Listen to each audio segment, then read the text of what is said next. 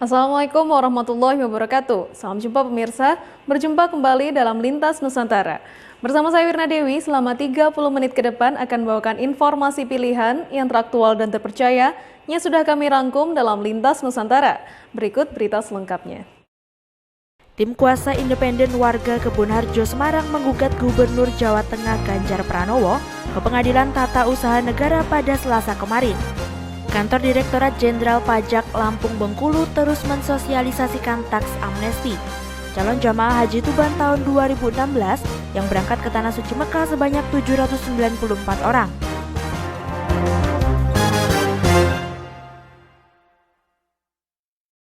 Tim kuasa independen warga Kebonharjo Semarang menggugat Gubernur Jawa Tengah Ganjar Pranowo ke Pengadilan Tata Usaha Negara.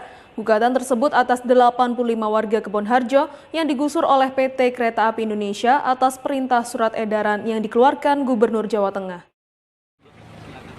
Tim kuasa independen warga Kebonharjo Semarang menggugat Gubernur Jawa Tengah Ganjar Pranowo ke Pengadilan Tata Usaha Negara pada Selasa kemarin.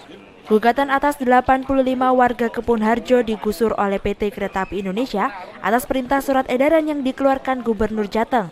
Surat gubernur yang berbunyi segera melakukan pembentukan dan penertiban kepada rumah-rumah warga dan tim fasilitas reaktivitas jalur kereta api Tawang Pelabuhan Tanjung Semarang. Dasar surat itulah yang dijadikan acuan oleh PT KAI dan aparat Polrestabes Semarang untuk melakukan penggusuran tanpa melalui eksekusi dari pengadilan. Menurut Budi Sekoryanto, selaku tim kuasa hukum independen warga Kebonharjo, SK Gubernur untuk segera dibatalkan. SK itulah yang menjadi pemicu terjadinya penertiban sehingga mengakibatkan banyak korban dari warga.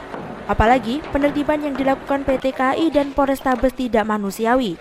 Bahkan beberapa anak tengah melakukan ujian nasional dan sampai jatuhnya korban jiwa. Kami menyayangkan apa yang dilakukan oleh Gubernur Jawa Tengah. Seharusnya dia melihat langsung kepada warga masyarakatnya, keberadaan warga masyarakatnya tentang kepemilikan haknya. Tidak hanya menyerahkan pada PT KAI yang selalu mengklaim tanah tersebut masih menjadi aset PT KAI. Sedangkan kami mendapatkan beberapa bukti yang jelas tanah Kebonharjo sudah menjadi milik warga Kebonharjo dengan bukti satu SHM, kedua ada surat dari Kementerian Keuangan Republik Indonesia yang menyatakan bahwa aset tersebut bukan lagi tercatat milik PT KAI. Dari kasus tersebut diminta penundaan pelaksanaan objek sengketa melalui 4 media baik dari lokal maupun nasional. Selain meminta pembatalan SK, Budi juga meminta hakim menghukum tergugat dengan ganti rugi material sebesar 5 miliar rupiah. Sementara Hartono, selaku warga Kebonharjo merasa tertipu oleh PT KAI yang melakukan 3 kali pertemuan di beberapa tempat. Bahkan pertemuan terakhir dilakukan di Mapolda Jawa Tengah yang menyatakan bahwa PT KAI hanya akan melakukan penggusuran kepada 17 rumah yang sudah diberi ganti rugi. Pembodohan publik karena walaupun bagaimana warga ini sekarang sudah pinter melalui beberapa kuasa hukum sehingga pada saat ini terkuak beberapa permasalahan yang ada kaitannya dengan perda atau ada kaitannya dengan dari Gubernur Pak Ganjar sendiri, yaitu menginstruksikan bahwa percepatan penertiban warga Kebonharjo Kelurahan Tanjung Mas. Dari Semarang, Jawa Tengah, Dio Hermansyah Ilman Taruna, Tim Liputan melaporkan. Pemerintah terus mensosialisasikan program pengampunan pajak atau taks amnesti. Dengan penerapan taks amnesti di Lampung berpotensi menambah penerimaan pajak. Sementara Kantor Direktorat Jenderal Pajak atau DJP Lampung Bengkulu memprediksi ada dana masuk sebesar 700 hingga 800 miliar sejak dibuka 18 Juli lalu hingga 31 Maret 2017. Kantor Direktorat Jenderal Pajak Lampung Bengkulu terus mensosialisasikan taks amnesti. Hal ini dilakukan untuk menggugah wajib pajak dengan kesadarannya menggunakan taks amnesti atau syarat pengampunan pajak. Pemerintah dalam penerapannya memastikan data wajib pajak terjamin kerahasiaannya. Dengan adanya taks amnesti, segala permasalahan pajak yang terjadi tahun 2015 ke bawah, seperti tunggakan pajak tidak akan dipermasalahkan lagi. Kantor Direktorat Jenderal Pajak Lampung Bengkulu menyarankan bagi wajib pajak untuk memanfaatkan taks amnesti, karena jika tidak memanfaatkan program ini, justru risiko yang ditanggung oleh wajib pajak bertambah besar. Setelah taks amnesti berakhir, data wajib pajak dari tahun 1985 akan diperiksa. Jika ditemukan harta yang belum dilaporkan, maka akan langsung dikenakan pajak sesuai dengan ketentuan perpajakan. Itu wajib pajak baik yang sudah ber-NPWP maupun yang belum ber-NPWP itu diharapkan ikut teks amnesti apabila ada harta-harta yang belum dilaporkan selama ini. Taks rasio di Indonesia adalah 11%. Taks rasio dikatakan tinggi jika berada di angka 15 hingga 16%.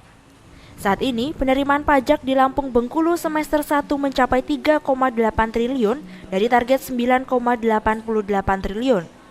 Dari Bandar Lampung, Tim Liputan melaporkan.